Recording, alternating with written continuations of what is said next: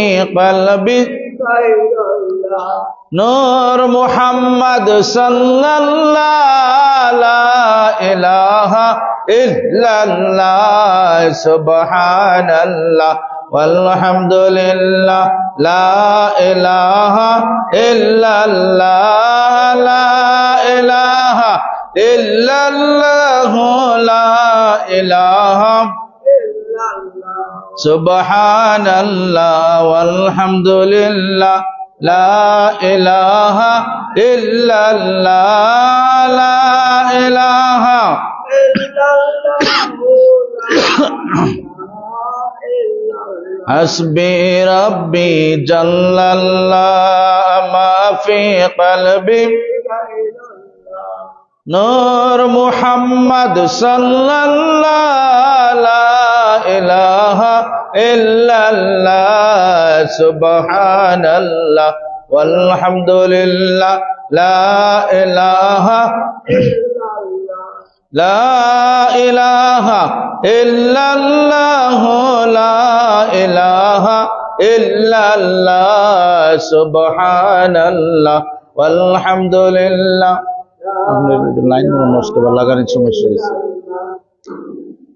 لا إله إلا الله محمد رسول الله صلى الله عليه وآله وسلم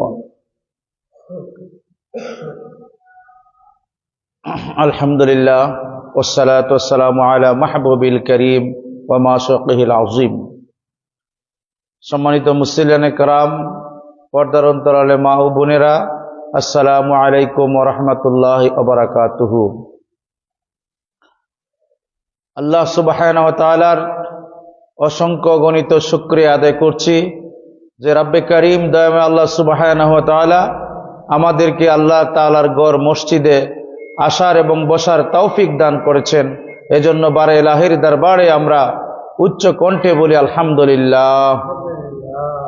সালাত এবং সালাম প্রেরণ করছি রাহমাতাল লিল আলামিন প্রাণাধিক প্রিয় নবী সাল্লাল্লাহু আলাইহি ওয়াসাল্লামার পবিত্র দরবারে আজম শরীফে আল্লাহ পাক যেন প্রিয় নবীর সালাতুস সালাম দুরূদ শরীফ আল্লাহ রাব্বুল আলামিন যেন আমাদের জন্য কবুল করেন, মঞ্জুর করেন। আমরা বলি আল্লাহুম্মা আমিন। বন্ধুরা আমার, আমরা স্মরণ করছি পুত পবিত্র মহামহিম আহলে বায়াত আলাইহিমুসসালামদেরকে, আমরা স্মরণ করছি খোলাফায়ে রাশিদিনদেরকে, আমরা স্মরণ করছি আসহাবে মাকবুলিনদেরকে, এবং আমরা স্মরণ করছি আইম্মায়ে দ্বীনদেরকে, এবং আমরা স্মরণ করছি জামিয়া আউলিয়া কেরামদেরকে, যাদের মাধ্যমে, যাদের বদৌলতে আমরা পবিত্র ইসলাম পেয়েছি। সেই মহান বুজুর্গদের উসিলায় আল্লাহ পাক যেন আমাদের অন্তরের সমস্ত বেমারিকে দূর করে আল্লাহ পাকের অলিদের ফায়েজ তাওয়াজ্জু দিয়ে আমাদের মুর্দা কলবকে জিন্দা করে দেন। এজন্য আমরা বলি আল্লাহুম্মা আমিন। বন্ধুরা আমার,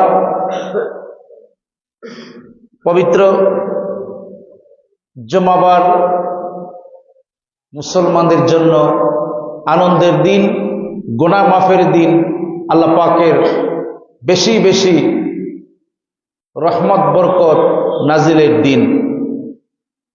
কারণ আল্লাহ সুবহানাহু ওয়া তাআলা এই পৃথিবীকে সুন্দর করে তিনি সাজিয়েছেন, এবং অনেক কোটি বছর আগে পৃথিবীর সৃষ্টি, তারও আগে আল্লাহ পাক আসমান সৃষ্টি করেছেন। তখন থেকেই আল্লাহ পাক গ্রহ নক্ষত্র যা কিছু সৃষ্টি করেছেন সবকিছু আল্লাহ পাকের হুকুমে তখন যেভাবে চলছিল এখনো এইভাবে চলতেছে, কিয়ামত পর্যন্ত এইভাবে চলবে। বলেন সুবহানাল্লাহ। এই যে আকাশে আমরা সূর্য দেখতে পাই, এই সূর্যটা তখনও যেভাবে আলো দিচ্ছিল এখনো দেয়, কিয়ামত পর্যন্ত দিতে থাকবে। তারপরে আপনার চন্দ্র, গ্রহ, নক্ষত্র, আরো অনেক যত তারকারাজি আছে, প্রত্যেকে যার যার নিজস্ব পথে, নিজস্ব কক্ষপথে চলাফেরা করে। নিজস্ব গতি নিয়ে চলে, একটা একটাকে অতিক্রম করে না, একটা আরেকটার সাথে ধাক্কা খায় না। বলেন সুবহানাল্লাহ। আল্লাহ রাব্বুল আলামিন কোরআনে পাকে আল্লাহ পাকের সৃষ্টি রহস্য সম্পর্কে আমাদেরকে জানিয়ে দিয়েছেন, আমরা যেন আল্লাহ সুবহানাহু ওয়া তাআলার নিদর্শন বুঝতে পারি, আল্লাহ পাককে যেন আমরা আল্লাহ বলে স্মরণ করতে পারি। এজন্য দয়াময় আল্লাহ সুবহানাহু ওয়া তাআলা আমাদের জন্য রহমত, বরকত, নাজাত আল্লাহ পাককে পাওয়ার সেন্টার প্রিয় নবীকে দান করেছেন। বলেন সুবহানাল্লাহ। আল্লাহ নবী রাহমাতাল লিল আলামিন শুধু আমাদের জন্য রাহমাতাল লিল আলামিন নয়, সমগ্র সৃষ্টি জগতের জন্য রাহমাতাল লিল আলামিন। বলেন সুবহানাল্লাহ। দুনিয়ার জমিনে আল্লাহ রাব্বুল আলামিন একজন মুসলমানের আম গাছ বলেন, জাম গাছ বলেন, যতটুকু দেয়, যারা মুসলমান না, যারা স্রষ্টার সাথে অংশীদারিত্ব স্থাপন করে, তাদের গাছে তাদের ফলন একইভাবে আল্লাহ পাক দান করে। সুবহানাল্লাহ। এটা আল্লাহ পাকের রহমানিয়তের বৈশিষ্ট্য। আর আল্লাহ পাক রাহিম, একমাত্র মুমিনদের জন্য কিয়ামতের ময়দানও মুমিনরা যখন গুনাহ করবে, আল্লাহ পাক তাদের উপরে রহিম হয়ে আল্লাহ পাক তাদেরকে ক্ষমা করে দিবেন আল্লাহ পাকের কাছে চাইলে। বলেন সুবহানাল্লাহ। এজন্য আমার প্রিয় নবীর মাধ্যমে আল্লাহ পাক আমাদেরকে ক্ষমা করে দিবেন। আল্লাহ রাব্বুল আলামিন বলতেছেন, আমি এই সব কিছু সৃজন করেছি কেন? আল্লাহ কোরআনে বলেন, বিসমিল্লাহির রহমানির রহিম, সাব্বাহা লিল্লাহি মা ফিস সামাওয়াতি ওয়া মা ফিল আরদ। যে সাব্বাহা জিকির করতেছে, লিল্লাহি মা ফিস সামাওয়াতি ওয়া মা ফিল আরদ, আসমান সমূহে এবং জমিন সমূহে যা কিছু আছে সবাই আল্লাহ পাকের জিকির করে। বলেন সুবহানাল্লাহ। আল্লাহ পাক কোরআনে বলছে সূরা সফফের যে আল্লাহ পাকের জিকির করতেছে এই সৃষ্টি জগতের যত সৃষ্টি আছে, জমিন আল্লাহর সৃষ্টি, আল্লাহর জিকির করছেন, আসমান আল্লাহর জিকির করছেন, আমরাও আল্লাহর জিকির করছি। বলেন সুবহানাল্লাহ।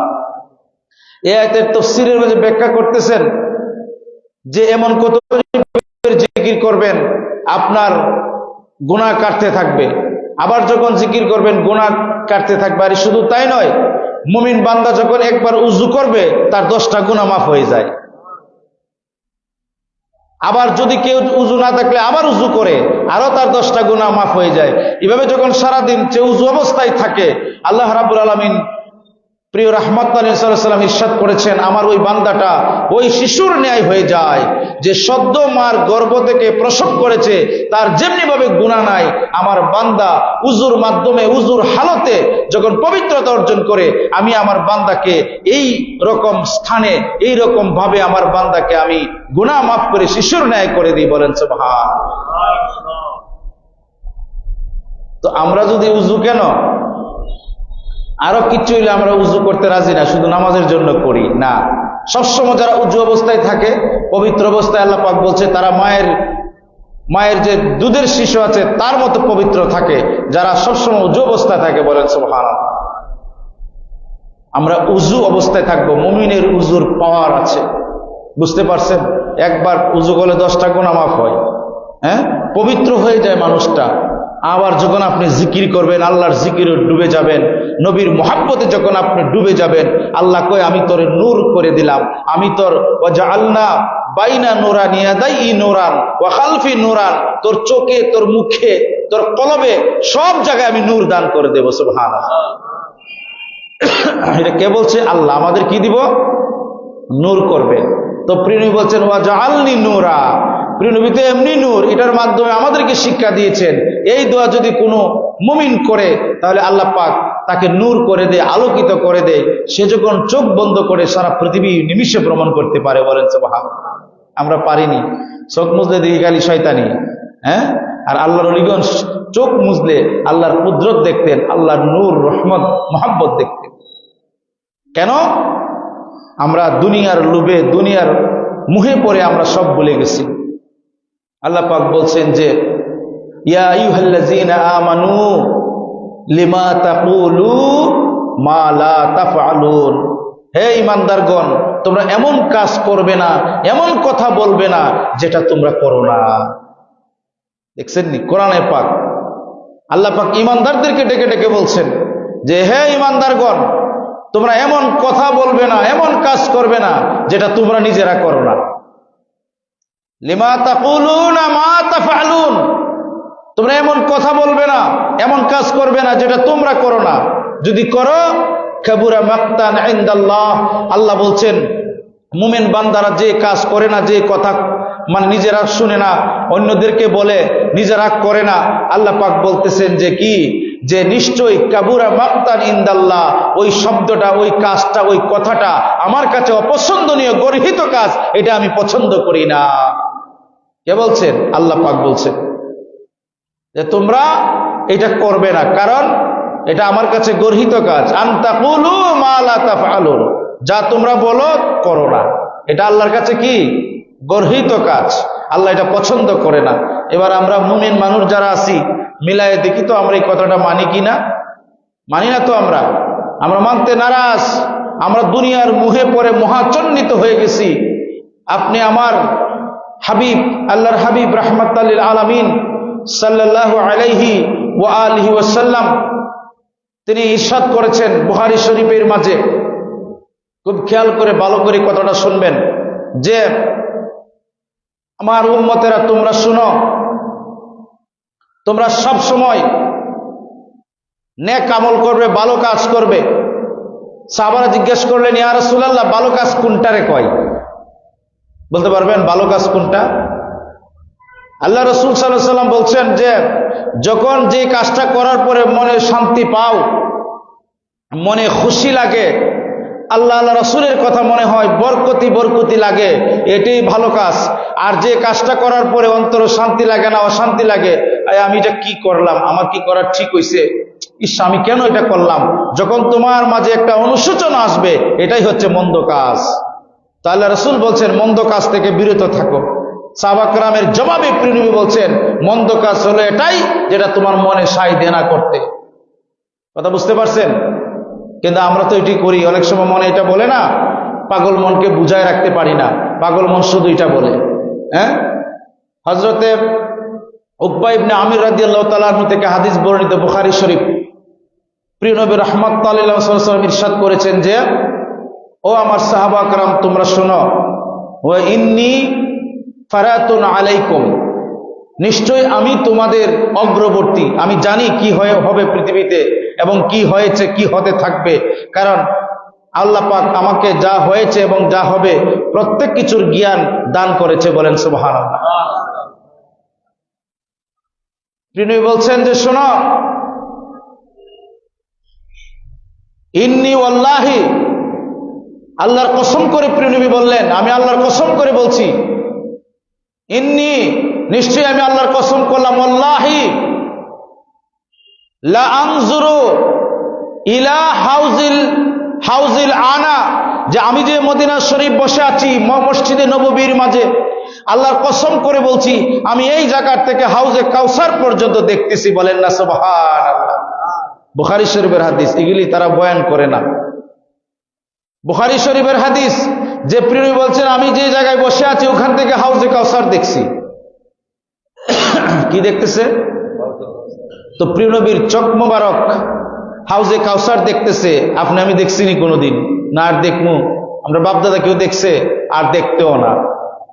প্রিয় নবী বলছে আমি মসজিদে নববীর মাঝে বসে আমি হাউজে কাউসার পর্যন্ত দেখতেছি। সুবহানাল্লাহ। এবং আমরা যেন বিশ্বাস করি, প্রিয় নবী বলছে ইন্নী ওয়াল্লাহি লা আনজুরু ইলা হাউজিল আন, আমি আল্লাহর কসম করে বললাম আমি উক্ত স্থান থেকে হাউজে কাউসার দেখতে পাচ্ছি। বলেন সুবহানাল্লাহ। ওয়া ইন্নী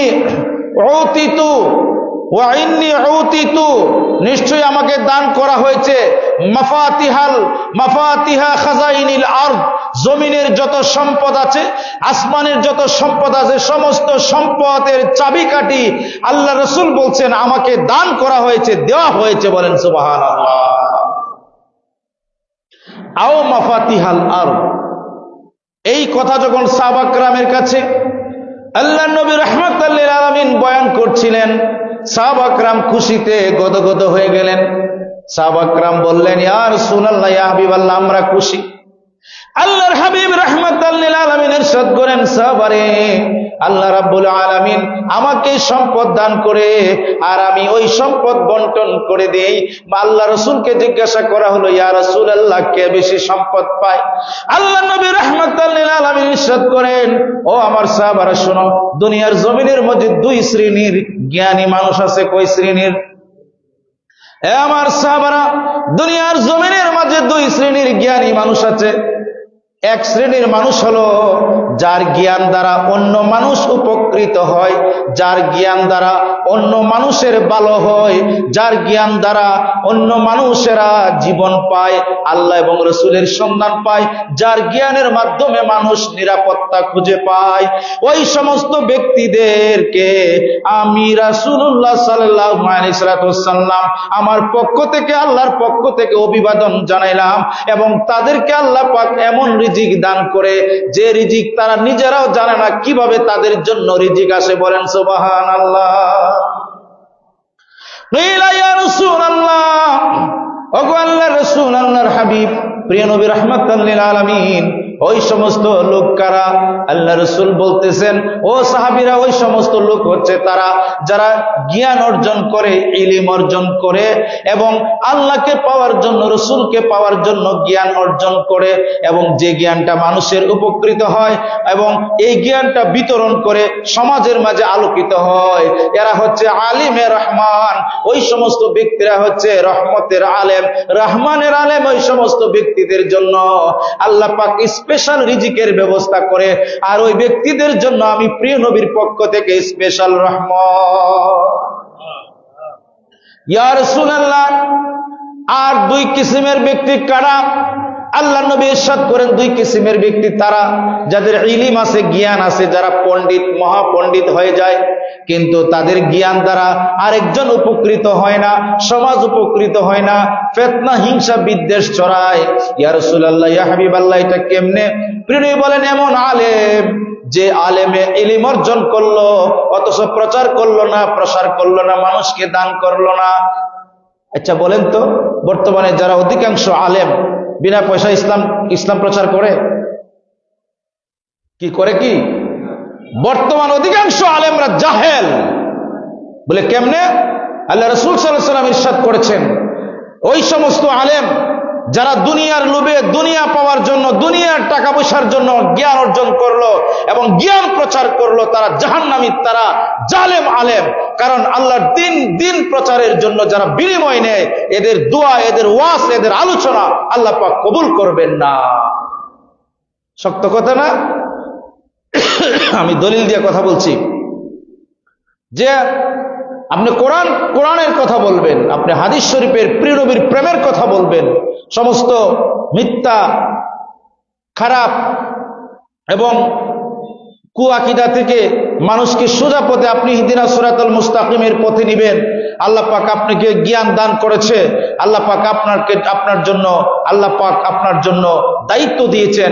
আপনার দায়িত্ব হচ্ছে জাতির ক্রান্তি লগ্নে জাতিকে আপনি সঠিক দিশা দিবেন, আল্লাহ এবং রাসূলের প্রেমের শিক্ষা দিবেন, জাতির সন্তানগুলিকে আপনি প্রিয় নবীর প্রেমের কথা শোনাবেন, ইসলামের শাশ্বত বাণী শোনাবেন এবং জাতির সন্তানগুলিকে বিপদ থেকে এনে পথে রেখে দিবেন। এটা আপনার উপর দায়িত্ব, আপনার উপর ফরজ। বলেন সুবহানাল্লাহ।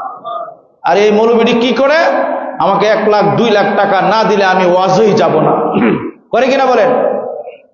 এবং আমরা দেখতে পাই টাকা নিয়ে মারামারি চলে। আগেই বাজেট পেশ করে দিতে হয়। কেন? তুমি কোথাকার আলেম? তুমি আলেম নও, তুমি জাহেল। শ্রোতাদের, আপনাদেরকে বলছি, আপনারাও তো পাগল হয়ে যান। ওই মুখার্জি এত লাখ টাকা দিয়েছে, চলো না যাই। নো, আপনিও বিপদগামী, ওই লোকটা বিপদগামী। সে জালেম, আপনিও জালেম। কেন? আল্লাহর দ্বীনকে যারা বিক্রি করে খায়, আল্লাহর দ্বীনের প্রচারে যারা টাকা পয়সা দাবি করে, আর যাই হোক, তারা আলেম হতে পারে না। বলেন সুবহানাল্লাহ। আপনারা কি আমার সাথে একমত নেই? না হইলেও নাই, আল্লাহ রাসূল বলছে এটা। সুবহানাল্লাহ বলেন না? তো ওই সমস্ত আপনারা দেখেন, আগে 1-2 বক্তা ছিল। আমরা যখন ছোটবেলা দেখছি, কিছু আলেম ছিল, মসজিদের ইমাম সাহেবরা মানে ওয়াজ করত এবং খুব ভাল লাগতো। সালাতু সালাম হইতো, প্রতি গড়ে গড়ে সালাতু সালাম হইতো কিনা বলেন? তাহলে আপনারা এখন পড়ান না কেন? এত দন্যতা কেন আপনাদের? কলবের মাঝে শয়তানি কেন? প্রিয় নবীর সালাতু সালাম যেই ঘরের মাঝে হবে, ওই ঘর 40 দিন পর্যন্ত আল্লাহর ফেরেশতা থাকবে। বলেন সুবহানাল্লাহ। আপনার ঘর তো শয়তানও জানা, কেন শয়তান দরকার নাই, আপনি নিজেই হয়ে গেছেন, ঠিক না বেঠিক? ঘরের স্ট্রাকচার দেখলে, ঘরের যে সিস্টেম দেখলে বোঝা যায় শয়তান আছে। শয়তান বলে যে ঠিক আছে, আর যাওয়ার দরকার নাই, আমি আছি, আমি এই দায়িত্ব ভার পালন করছি, ঠিক না বেঠিক? প্রতিদিন আপনার ঘরে আপনি সালাতু সালাম পড়বেন। আর আগে ছোটবেলা দেখছি মসজিদের ইমামদেরকে নিয়ে সালাতু সালাম পড়াইতেন, জুম্মাবারে তো পড়াইতেন, মাগরিবে যায় সালাতু সালাম পড়তেন, উঠানো আমরা বসতাম, ইমাম সাহেব নবী প্রেমের শিক্ষা দিতেন, আর ছোট ছোট বাচ্চারা থাকতেন সাথে গুনগুন করে দুরূদ শরীফ পড়তেন। সুবহানাল্লাহ বলেন। এই গুনগুন করে যা শিখছিলাম এখনো আছে, কিন্তু এখনের বাচ্চারা এই গুনগুন করে শেখার সময় পায় না, কারণ আপনারা তো টাউনি হয়ে গেছেন। টাউনি বুঝুন, আমি টাউনও বাস করি। নফরত লানত আপনার এই বসবাসের উপরে, যে বসবাসের মধ্যে প্রিয় নবীর প্রেম আপনার হৃদয়ে নাই, যে বসবাসের মধ্যে প্রিয় নবীর প্রেম আপনার হৃদয়ে নাই, আপনি প্রিয় নবীর জন্য ফানা হতে পারেন নাই, প্রিয় নবীর সালাতু সালাম আপনার ঘরে নাই, এই ঘর ধ্বংস, এই ঘরের পরিবারও ধ্বংস, ঠিক না বেটি? কি দরকার আছে আপনার মুসলমানিত্ব হওয়ার? মুসলমান শুধু নামের অস্তে, শুধু নেম প্লেট মুসলমান। আল্লাহ রাসূল যখন বললেন, আমার সাহাবা کرام, আমি হাউজে কাউসার দেখতে পাচ্ছি এই জায়গায় থেকে, কিন্তু জানো আমি তোমাদেরকে একটি ভবিষ্যৎবাণী দিয়ে যেতে চাই, বুখারী শরীফের হাদিস আমি বলে যেতে চাই।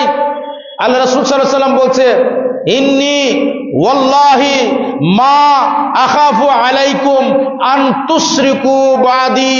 হে আমার সাহাবা کرام, শোনো, আমি যখন দুনিয়া থেকে পর্দা করব, আমি তোমাদের জন্য এই ভয় করছি না যে তোমরা শিরিক করবে, আল্লাহর সাথে কাউকে অংশীদার করবে, আমি এটা ভয় করছি না, কারণ আমার উম্মত শিরিক করবে না। ওয়ালাকিন, কিন্তু আমি সেই ভয় করছি, আমি আশঙ্কা করছি, কোনটা জানুনি হে আমার সাহাবা کرام, ওয়াল্লাহি ইন্নী আখাফু আলাইকুম, আমি তোমাদের জন্য সেই আশঙ্কা করছি, আন তানাফাসু ফিহা, আমি দুনিয়া থেকে পর্দা করার পরে দুনিয়ার প্রতি তোমাদের লোভ বেড়ে যাবে, মহাচন্নিত হয়ে যাবে, দুনিয়ার প্রেমে আসক্তি হয়ে যাবে, আমাকে এবং আল্লাহ, আমার আল্লাহকে ভুলে যাবে, এই কথার উপরে আমি বেশি আশঙ্কা করছি। বলেন সুবহানাল্লাহ। এলে এই মোল্লারা যে ওয়াজ করে শিরিকের কথা, নবীর উম্মত শিরিক করবে? বুখারীর হাদিস, সহিহ হাদিস, তোমরা ভালো করে শুনে নাও, হাদিস শরীফ পড়ো নাই, বুখারী তো পড়ো নাই, যে দুইটা হাদিস তোমার পক্ষে যায় এই দুইটা হাদিস তুমি পড়ো, আর অসংখ্য গণিত বুখারী শরীফের হাদিস আছে। আমি তো আপনাদের মসজিদে 1 বছর ধরে খালি বুখারীর রিওয়ায়াত করি, বলেন না সুবহানাল্লাহ। বুখারীটা আমার কলবে পুরাটা ফিট করা আছে, আপনি একেবারে A to Z করেন, শেষের হাদিস বলেন, আমি আবার সব বলে দেবো, বলেন আলহামদুলিল্লাহ। প্রথমে একবারে আপনার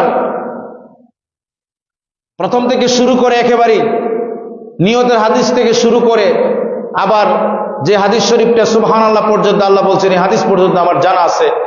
আজকে আপনাদের মসজিদে প্রায় 1.5 বছর ধরে আমি বুখারী শরীফের হাদিস শোনাই, সুবহানাল্লাহ বলে। আমি বুখারী শেষ করতে পারি না, এত হাদিস শরীফ আছে, আর ওনারা বুখারী কি পড়ে আল্লাহই জানে। ওই যে একদিন বলছিলাম না, নবীর ইশক মোহাব্বত আদব ছাড়া যারা বুখারী পড়বে তাদের জ্বর হবে, কিন্তু বুখারী শরীফ আইতো না, নবীর হাদিস শরীফ আসবে না। সুবহানাল্লাহ বলেন।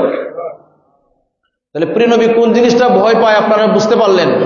কোনটা ভয় পায়? যে আমার উম্মত দুনিয়ার মোহে মহাচন্নিত হবে, দুনিয়ার সম্পদের লোভে বিভোর হয়ে যাবে। মতকুর দেখছেননি? আমরা সবাই মতকুর। বলে হুজুর কি বলেন? হ্যাঁ, আল্লাহ রসুলের হাদিস, যে দুনিয়ার সম্পদে যারা বিভোর, আল্লাহ থেকে যারা বিমুখ, রসুল থেকে যারা বিমুখ, তারা মহাচন্নিত, মানে নেশাগ্রস্ত লোক। ওই নেশাগ্রস্ত একবার খাইলে ছুটতে যায়, ঠিক না বেটি? এখন খাইবেন, 2 দিন পরে ছুটতে পারে। নেশা না, নেশা সবসময় থাকে, কিন্তু সম্পদের নেশায় আপনার চিরস্থায়ী নেশাই নেশাটা যায় না। সবচেয়ে বড় নেশাকুর যে দুনিয়ার পাগল। আমরা তো বলি ওইটা মধুরি, মদ খায়, আরে না, হে আপনার থেকে ভালো আছে, কারণ একবার মদ খাইলে আবার যখন মানে হয় তখন সে আরে আমি তো আসি, ঠিক না বেটি? তার সংজ্ঞা ফিরে আসে। আপনি এমন দরজার মতকুর যে সংজ্ঞার কোনোদিন আইব না মরার আগ পর্যন্ত। এজন্য আল্লাহ রাসূল বলছেন, আমি ভয় পাই আমার উম্মত সম্পদের নেশায় মহাচন্নিত হয়ে যাবে, একে অপরের সাথে দাঙ্গা পাসাদ করবে, এটা আমি ভয় পাই। আর আমাকে নিয়ে বাজে কথা বলবে, বাজে মন্তব্য করবে, এই জিনিসটা আমি ভয় পাই। তবে আনতুশরিকু, আমি ভয় পাই না যে তারা শিরিক করবে। এখন বুঝেন, মাজার চুমা খাইলে শিরিক হয় না, মাজার শরীফ জিয়ারত করলে শিরিক হয়, মাজার জিয়ারতে শিরিক হয়। বেকুবের গোষ্ঠী, কেন শিরিক হবে? প্রিয় নবী বলেই দিয়েছেন আমার উম্মত শিরিক করবে না। সুবহানাল্লাহ বলেন না। আর তুই করতে আইছ 2 টাকার মৌলবি, শিরিক মানাও। আপনারা তো তার প্রেমে পাগল। 1 লাখ 2 লাখ টাকা না দিলে মৌলবি আসে না, ঠিক না? মৌলবীর গাড়ি চলে না। এরা দিন মিল্লাতের কি দাওয়াত দিবে? দিন মিল্লাতের কিছুই দাওয়াত দিতে পারবে না, বরং দিন মিল্লাতকে ধ্বংস করে ছাড়বে এটি, ঠিক না? এত মহাচ্ছিন্ন, তুমি তো মোল্লা নিজেই মহাচ্ছিন্নিত, তুমি তো নিজেই আসক্তি। এই যে তুমি বলছো 2 লাখ টাকা ওয়াজ করবো, আমাকে 2 লাখ টাকা না দিলে যাব না, তুমি টাকার জন্য আসক্তি না? তুমি দুনিয়ার পাগল নাই, তুমি বিমোহচ্ছিন্ন হয়ে গেলা না, ঠিক না? ঠিক। এরপরে আবার টাকা নিয়ে তুমি আসো না অনেক সময়। আর আপনারও এই মোল্লার জন্য পাগল, আপনারও জাহান্নাম, ইডিও জাহান্নাম। কথা পরিষ্কার। আল্লাহ রসুলের প্রেম ছাড়া, হক্কানি আলেম ছাড়া আপনি আমার কোন উপায় নাই। আর হক্কানি আলেম, আল্লাহর ওলিগণ এত শান শৌকত থাকে না, তাদেরকে দেখলে সিম্পল সাধারণ মনে হবে। সুবহানাল্লাহ বলেন না। আপনারা মৌলানা আবুল ফজলের নাম শুনেন নাই? সম্রাট আকবরের দরবারের আবুল ফজল ছিল, দ্বীনে এলাহির সমর্থক ছিল। আবুল ফজল ছিল তার নাম। তার এক একটা পোশাকের দাম অনেক ছিল। সে সম্রাট আকবরের ফরমাবরদারি করত, সম্রাট আকবরের গোলামি করত। বুঝতে পারলেন? মুজাদ্দেদ আল ফেসানি আহমদ ফারুকি সেরহিন্দি রহমাতুল্লাহ আলাইহি সম্রাট আকবরের দ্বীনে এলাহির বিরুদ্ধে সিংহ শার্দুলের মতো গর্জন করে উঠলেন। বলেন সুবহানাল্লাহ। এই বাদশার রক্ত চক্ষুকে ভয় করে নাই, আল্লাহ রাসূলের দ্বীনকে প্রতিষ্ঠা করার জন্য সম্রাট আকবরের বিরুদ্ধে তরবারি তুলেছিলেন। বেলায়েতের শক্তিতে বলিয়ান হয়ে হযরত শেখ আহমদ ফারুকি মুজাদ্দেদ আল ফেসানি রাহমাতুল্লাহ আলাইহি বলেন সুবহানাল্লাহ। ওই সমস্ত ইমামগণ যুগে যুগে শাসকের রক্ত চক্ষুকে ভয় করে না এবং বাতিল আলেমদেরকে ভয় করে না, আল্লাহ এবং রাসূল আউলিয়া কেরামের আদর্শ বাস্তবায়ন করার জন্য বদ্ধপরিকর। সুবহানাল্লাহ বলে। আপনার আমাকে একদিন বলতেছে যে পার্শ্ববর্তী দেশ নিয়ে আপনাদের বলার দরকার কি? আরে তোমার মোদি শয়তানে বলছে খাজা বাবার দরবারের সামনে নাকি শিব মন্দির, রাম মন্দির আছে। বলেন নাউজুবিল্লাহ। কোন মুসলমানের শরীরে 1 বিন্দু 1 ফোঁটা রক্ত থাকতে খাজা বাবার দরবার শরীফে আঘাত করার জন্য কেউ দিবে? বলেন দিবে কি? দেবে না। সম্রাট লর্ড ক্লাইভ সে বলেছিলেন যে শোনো আমার ব্রিটিশ সেনাপতি, ব্রিটিশ শাসনকর্তাগণ, তোমরা সারা পৃথিবী শাসন করছো মেনে নিলাম, কিন্তু আমি ভারতবর্ষে এমন একজন মহান বুজুর্গ ব্যক্তিকে দেখেছি যিনি মাটির জমিনে শুয়ে শুয়ে সারা পৃথিবীতে রাজত্ব করছেন। কারণ রাজা ধীরাজ, রাজা বাদশারা ওনার দরবারে এসে নত শিরে নত মস্তিষ্কে ওনাকে সালাম জানাই। বলেন সুবহানাল্লাহ। আমি মুকুটবিহীন সম্রাট দেখেছি। সেই খাজা বাবা রহমাতুল্লাহ আলাইহি প্রাণাদিক প্রিয় নবী আহলে বায়াতের বংশধর উজ্জ্বল নক্ষত্র, তিনি সবকিছু বিসর্জন দিয়ে জমি জমা গরিবকে দান করে দিন মিল্লাতের দাওয়াত দেওয়ার জন্য প্রিয় নবীর দরবারে যখন আসলেন, প্রিয় নবী হুকুম করলেন, যাও মঈনুদ্দিন, ভারতবর্ষে যাও, তুমি ইসলামের ঝান্ডা উড়াও, তুমি ইসলাম প্রচার করো। সুবহানাল্লাহ বলেন। আর আজকে সেই তথাকথিত মোল্লারা আল্লাহর ওলির নাম নিলে তাদের হাড়ে ধরে। ওই মোল্লা বলে ইসলাম নাকি ইরাকে ঢুকেছে, ইরাক থেকে নাকি ইরানে, ইরান থেকে নাকি বাংলাদেশে, ভারতবর্ষে আছে, সুতরাং এই ভারতবর্ষের ইসলাম নাকি বিকৃত। বলেন নাউজুবিল্লাহ। তোমার ইসলাম বিকৃত। বর্তমান আরব দেশ যে আছে, আরব জমিনে, এই আরবের ইসলাম বিকৃত হয়ে গেছে। 1932 সালের আগে যে ইসলাম ছিল, এখন যে ইসলাম, সেই ইসলাম কি এক আছে? এখনের ইসলাম কনসার্টকে বৈধতা দিয়েছে। নাউজুবিল্লাহ পড়েন। এখনের এটা আপনার বিভিন্ন মন্দির করেছে, আরো অনেক খারাপ কাজ চলে, কন্ট্রাক্ট মেরিট চলে, মানে বৈধ পতিতা আছে। বলেন না নাউজুবিল্লাহ। বৈধ প্রস্টিটিউশন আছে। এইটার উপরে নালত পড়ুক। বলেন আল্লাহুম্মা আমিন। আপনারা কি আমার ওয়াজটা বুঝছেননি? বুঝেন নাই? বুঝলে কলিজার মধ্যে টাস করে আঘাত করবে না, কারণ কলব আছে, অনুভূতি নাই। আমার কথা আল্লাহর কোরআনে বলছে। অনেক মানুষের কলব আছে কিন্তু অনুভূতি নাই। তারা কিল দিলেও কয় কিতাবে, তার কোনো অনুভূতি নাই। এক ব্যক্তি আপনার বেকুব আছেন বেকুব স্টাইলের, আর কেউ ইশারা দিলে বুঝে। আকল মন কিলিয়ে ইশারা কাফি হে, যাদের জ্ঞানী মন তাদের ইশারা দিলে বুঝে। আর বেকুব রে যদি আপনি ধাক্কা মারেন, গাই তুই আমার ধাক্কা দিছিস কেন, তার মানে ইশারা বুঝে না, তার মানে তার অনুভূতি নাই। আমরা অনুভূতি মরে গেছে। অনুভূতির নাম হচ্ছে প্রিয় নবীর প্রেম। বলেন সুবহানাল্লাহ। নিজেকে প্রশ্ন করেন, প্রিয় নবীকে কতটুকু ভালোবাসেন? প্রিয় নবীর ভালোবাসায় কি আজকে ফজরে কোরআন পড়েছেন? প্রিয় নবীর ভালোবাসায় কি আপনি ফজরের নামাজ আদায় করেছেন? প্রিয় নবীর প্রেমে কি আজকে আপনি প্রিয় নবীর দুরূদ শরীফ পড়েছেন? আপনার সন্তানকে জিজ্ঞেস করেছেন, বাবা তুমি যে ঘুম থেকে উঠেছো, তুমি কি প্রিয় নবীর দুরূদ শরীফ পড়েছো? প্রিয় নবীর মহব্বত কি তোমার অন্তরে আছে? মহব্বত কেমনে পয়দা হয় সেই শিক্ষাকে আপনি দিয়েছেন? বলেন না। তো আপনার ওই ব্যক্তির মতো কলব আছে, কিন্তু এটা মরা। এটা কি কলব? মরা। আপনি মরা মানুষ। মরা মানুষের জন্য আল্লাহ পাকের দ্বীন গ্রহণ করার দরকার নাই, এটা দরকারও নাই। বন্ধুরা আমার, খাজা বাবা রহমাতুল্লাহ আলাইহি, শাহজালাল মুজারাদি আমিন রহমাতুল্লাহ আলাইহি 3,25,000 খাসিয়া মণিপুরীকে একসাথে কলেমা পড়িয়ে মুসলমান করে দিয়েছেন। বলেন সুবহানাল্লাহ। বাংলার টেকনাফ থেকে তেতুলিয়া পর্যন্ত, পাকিস্তান, শ্রীলঙ্কা, ইন্ডিয়া, নেপাল, ইভেন আপনার চীন, এই সমস্ত দেশগুলিতে আল্লাহর ওলিগণ ইসলামের জান্ডা নিয়ে গিয়েছেন, ইসলাম প্রচার করেছেন, প্রসার করেছেন, খেয়ে না খেয়ে ইসলামের দাওয়াত দিয়েছেন, সত্য কথা বলেছেন। বেলায়েতের ওলি, বেলায়েতের বলে বলিয়ান হয়ে একটা মানুষের রুহের চিকিৎসা করেছেন। কে চিকিৎসা? কিন্তু আমরা মোল্লারা তো নিজের চিকিৎসাই চিনি না। রুহের চিকিৎসা মানে একজন ব্যক্তি কেন আসছে আল্লাহর ওলিগণের সেই ইয়ানজুরু বিনুরিল্লাহ, আল্লাহর ওলিগণ আল্লাহর নূর দ্বারা দেখে তাদের কলবে থাকাইলে বুঝতে পারে তাদের সমস্যাটা কোন জায়গায়। সুবহানাল্লাহ। টেলিস্কোপ আছে না, তারপরে অনুবীক্ষণ যন্ত্র, এটার দ্বারা ছোট জিনিসটা বড় দেখা যায়। বুঝতে পারলেন? মার গর্ভে ছেলে না মেয়ে দেখা যায় কি যায় না? এই যন্ত্রটার নাম কি? আল্ট্রাসোনোগ্রাফি নাকি? আপনারা একটু আকল খাটান। আল্ট্রাসোনোগ্রাফি করার মাধ্যমে একটি মানুষের পেটের ভিতরে বোঝা যায় ছেলেটা মেয়ে। সুবহানাল্লাহ বলবেন না? তাহলে যেই আল্লাহর ওলিগণ খারাপ কাজ ছেড়ে দিছে, হারাম কাজ ছেড়ে দিয়েছে, আল্লাহর কাছে তওবা করে পবিত্র হয়েছে, যে আল্লাহর ওলিগণ বেলায়েতের শক্তি বলিয়ান দেশ ছেড়ে, খেস ছেড়ে, বাড়ি ছেড়ে, ঘর ছেড়ে, স্ত্রী সন্তান গ্রহণ করে নাই, আল্লাহ এবং রসুলের দ্বীনকে উড্ডীয়ন করার জন্য কাফের মুশরিকদের বুকে আল্লাহ এবং রসুলের কলেমাকে প্রতিষ্ঠিত করার জন্য তারা চলে আসলেন। তাদের চক্ষুটা, তাদের অন্তরটা এমন হয়েছে, তারা চোখ মুজলেই বুঝতে পারে মানুষের অন্তরে কি সমস্যা আছে। বলেন সুবহানাল্লাহ। হাই হাই, আর আজকে আমরা কোথায়? আমাদের আল্লাহর ওলিগণ কেমন দাওয়াত দিয়েছে, আমরা কি করি? হ্যাঁ মুসলমান ভাইয়েরা, তোমাদের অন্তর মরে গেছে। এখানে শয়তান বাসা বেঁধে ফেলেছে। অপেক্ষা করো হাসরের ময়দানে আল্লাহ রসুলের দরবারে জবাবদিহি করতে তো হবেই হবে। এই দুনিয়ার মাঝে আপনার সন্তানের জন্য আপনি খারাপ ভবিষ্যৎ রেখে যাচ্ছেন, এমন একটা বাংলাদেশ রেখে যাচ্ছেন যেই বাংলাদেশে আরো কতদিন পরে নবীর প্রেমের মানুষ পাবেন না। হ্যাঁ, প্রিয় নবী ভবিষ্যৎবাণী করেছিলে এমন কতগুলি লোক আসবে যাদের দেখলে মনে হবে বুজুর্গ, অনেক নামাজি, পরহেজগারি, কিন্তু তাদের অন্তঃকরণে কোরআন যাবে না, ইসলাম যাবে না, নবীর প্রেম থাকবে না। আল্লাহ রসুল বলেন তারা আমাকে কষ্ট দেবে, আমাকে নিয়ে বাজে কথা বলবে। এই সমস্ত লোকরা যখন আসবে তাদের বাহিরটা থাকবে সুন্দর, কিন্তু ভেতরে থাকবে বিষ।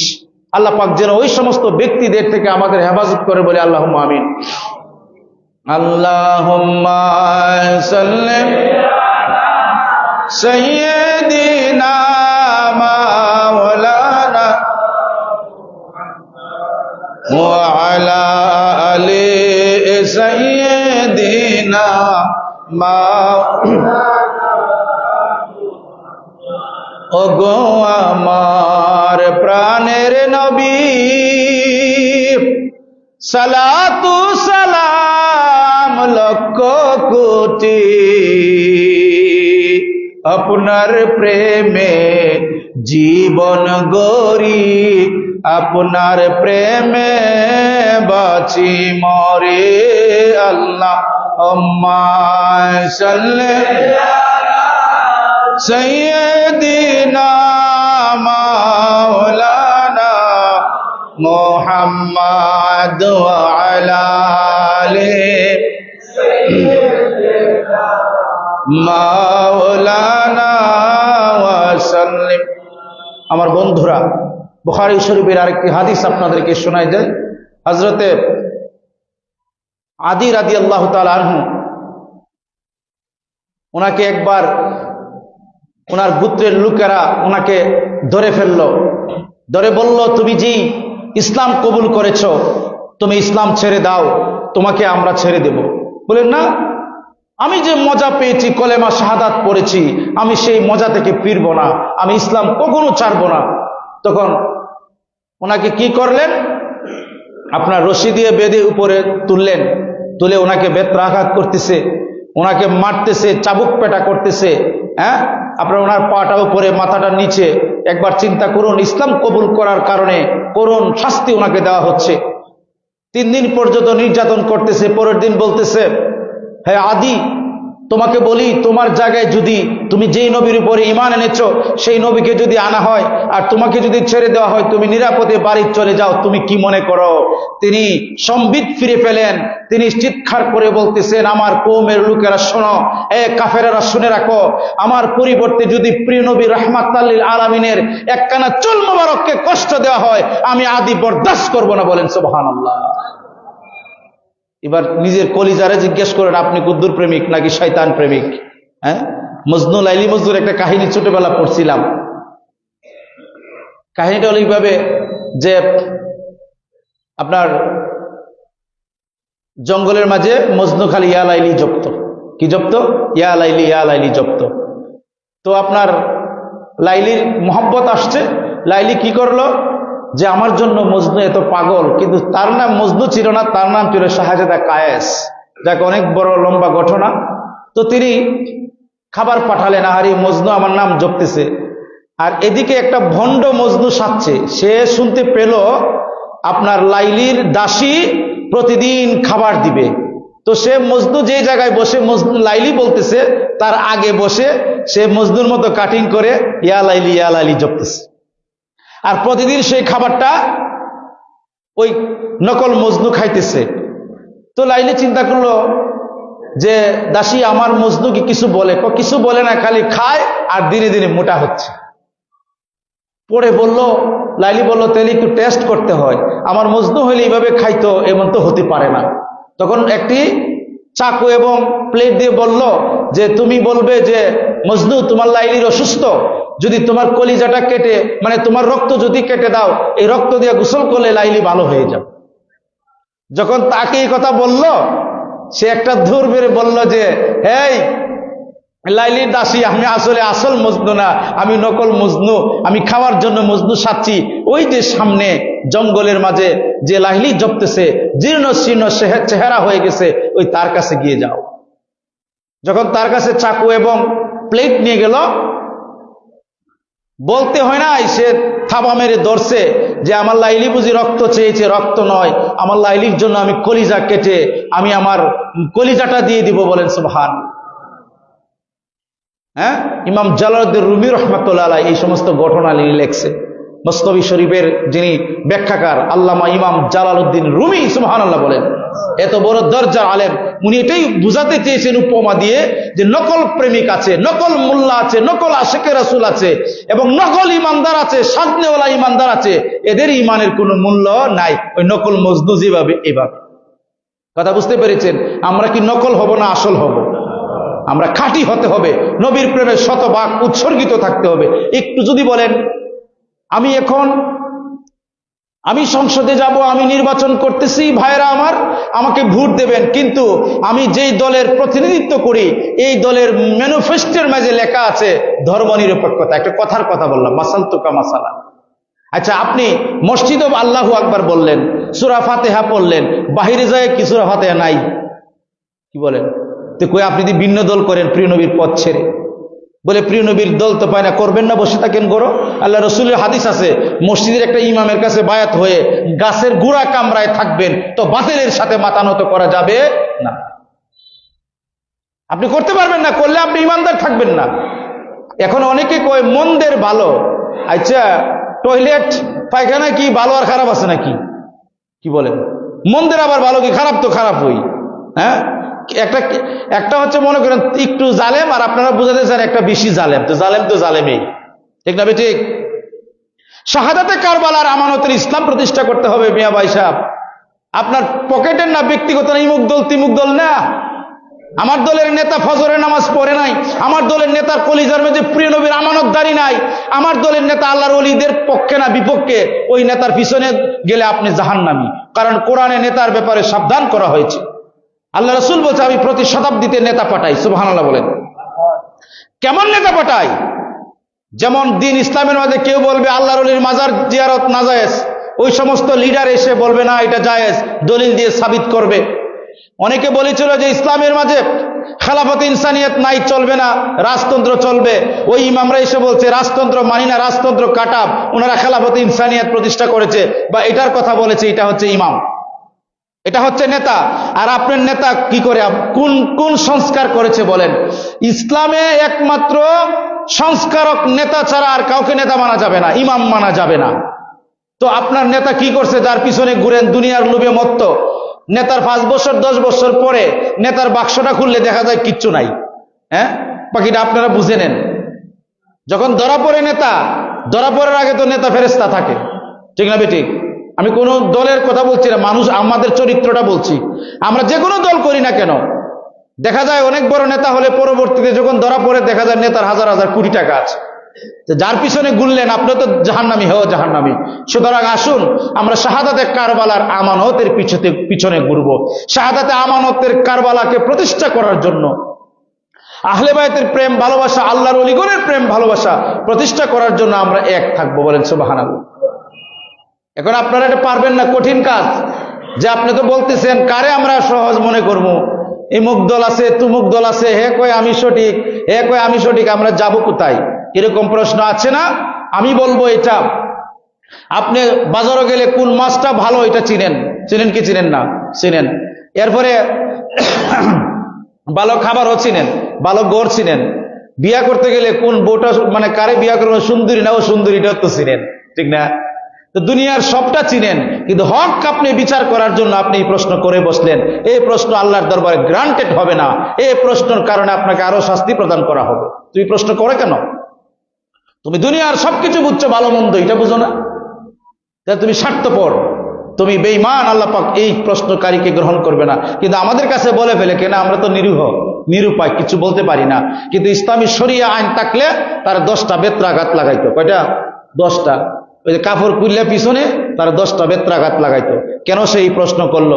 আল্লাহর ব্যাপারে কেন সন্দিহান সে? হকের ব্যাপারে কেন সন্দিহান? আল্লাহ বলে জাল হক ওয়া জাহাকাল বাতিল ইন্নাল বাতিলা কানা যাহুকা, সত্য আসতে বাতিল চলে যাবে, আর বাতিল চলেই যাবে। এখন অনেক দল আছে আপনি জানেন, কিন্তু আপনাকে বুঝতে হবে কোনটা আহলে সুন্নাত ওয়াল জামাত, কারা হক পথে আছে। হক পথের নিশানা আল্লাহ রাসূল বলে দিয়েছেন যে যারা আমার উম্মত আমাকে কষ্ট দিবে না, কিন্তু আমার উম্মত আমাকে বাজে কথা বলার কারণে আমাকে কষ্ট দিবে। বাজে কথাটা কোনটা? আমার উম্মত আমাকে বলবে উম্মতের মতো আমি, নাউজুবিল্লাহ পড়ে। আমার উম্মত আমাকে নিয়ে বাজে কথা, আমাকে নিয়ে প্রশ্ন তুলবে। এই শয়তানরা ওয়াজের মিজে বলে যে প্রিয় নবী রাহমাতুল্লাহ সাল্লাল্লাহু আলাইহি সাল্লাম নাকি জানে না, নাউজুবিল্লাহ পড়েন না? এবং আরেকটা ওয়াজ আমি শুনলাম, আমি আরেকদিন বয়ান করব, যে প্রিয় নবীকে 3টা প্রশ্ন করেছে। প্রিয় নবী নাকি বলে যে না, প্রশ্নের জবাব পরে দেব, এখনো ওহী আসে নাই, পরে দিব। প্রিয় নবী জবাব নাকি দিলেন না, বলেন না নাউজুবিল্লাহ মিন যালিক। এই শয়তানগুলি ডক্টর ফ্রক্টর, কিন্তু এরা বলে নবী নাকি 3টা প্রশ্নের উত্তর জানে না। হ্যাঁ, নাউজুবিল্লাহ পড়বেন না? তো এই সমস্ত ব্যক্তিদের ওয়াজও তো আপনারা শুনেন, এরাও তো ডক্টর ফ্রক্টর। এবং তারা আরো বলে যে প্রিয় নবীর ঘর মোবারকের মাঝে বিড়াল মরে গেছে, প্রিয় নবীর কাছে ওহী আসা বন্ধ হয়ে গিয়েছে, নাউজুবিল্লাহ পড়েন। এখন আমার প্রশ্ন তাদের কাছে যে প্রিয় নবী যে খাটের উপরে ঘুমাইছে তার ডকুমেন্টস কি, তার দলিল কি? কথা বুঝতে পেরেছেন? খাটের উপরে ঘুমাইছে তার ডকুমেন্টস কি? বলে কারণ আমি রিসার্চ করে দেখছি হাদিসটা, যে প্রিয় নবী বলছেন, আয়েশা রাদিয়াল্লাহু তাআলা আনহা হাদিস বয়ান করেছে যে প্রিয় নবী যখন দাঁড়াতেন তখন প্রিয় নবীর মাথা মুবারক ছাদের মেঝে লেগে যেত। বুঝতে পেরেছেন? তো নিয়ে নামাজ পড়তেন কষ্ট হয়ে, খেজুর পাতার চাউনি ছিল। তো প্রিয় নবীর পা মুবারক ফুলে যেত। তো প্রিয় নবী যখন নামাজ পড়তেছেন, মা আয়েশা রাদিয়াল্লাহু তাআলা আনহা বলছেন, আমি হাত মোবারক দিলাম, প্রিয় নবীর পা মোবারক ফুলে গেল, আমি ভয় পেয়েছি, তিনি নড়াচড়া করতেছেন না। তো প্রিয় নবী যদি খাটের উপরে দাঁড়াইয়া নামাজ পড়তো, নামাজ পড়া যাইতো? তো এটা এই ব্যাপারে, এই মোল্লাটির ব্যাপারে আমি সন্দিহান, কারণ এটার তো কোনো রেওয়াত নাই, এটা বানোয়াট জাল একটা ঘটনা। তো প্রিয় নবী যে খাটের উপরে দাঁড়ায় দাঁড়ায় নামাজ পড়তেন, এইটাও আমি সন্দিহান, আমি এখনো ইতিহাস পাচ্ছি না। তবে হাদিসে বলে, হাদিসের মাহফুম বলে যে তখন এমন কিছু ছিল না, প্রিয় নবী ফ্ল্যাট বিছনায় থাকতেন, বলেন না সুবহানাল্লাহ।